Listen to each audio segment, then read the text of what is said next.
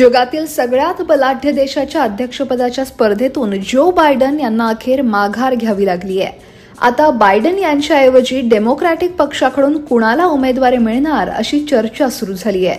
Biden यांनी वयोमानामुळे आता या स्पर्धेतून बाहेर जावं अशी भूमिका त्यांच्या पक्षातील काहींनी मांडल्याची चर्चा होती, मात्र बायडन ऐकायला तयार नव्हते। पण 27 जून रोजी ट्रम्प आणि बायडन यांच्यात झालेल्या खुल्या डिबेटमध्ये बायडन यांच्या प्रकृतीच्या मर्यादा उघड झाल्या। अनेकदा ते बोलताना अडखळले, त्यांना काही वाक्यही पूर्ण करता आली नाहीत। देशातील मोठ्या विषयांवर ट्रम्प हे त्यांचे मुद्दे तावातावानं रेटत असताना बायडन मात्र कमी पडल्याचं संपूर्ण देशानं पाहिलं आणि त्यानंतर मात्र ट्रम्प यांच्यावरील जीवघेण्या हल्ल्यानं बायडन यांच्यावरचा दबाव वाढला आणि अखेर त्यांनी माघार घेत असल्याची घोषणा रविवारी केली। आता बायडन यांच्यानंतर डेमोक्रॅटिक पक्षाकडून अध्यक्षपदाची उमेदवारी कुणाला मिळणार याकडे सगळ्यांचं लक्ष लागलंय।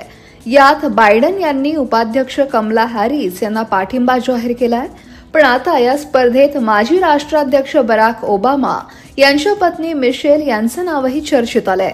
ऑगस्ट महिन्यात डेमोक्रॅटिक पक्षाची बैठक होणार आहे। या बैठकीत अध्यक्षपदाचा उमेदवार ठरेल, पण कमला हॅरिस यांना पक्षातूनच आव्हान मिळालं तर मात्र उमेदवारीसाठी निवडणूक होईल अशी शक्यता वर्तवली जातेय।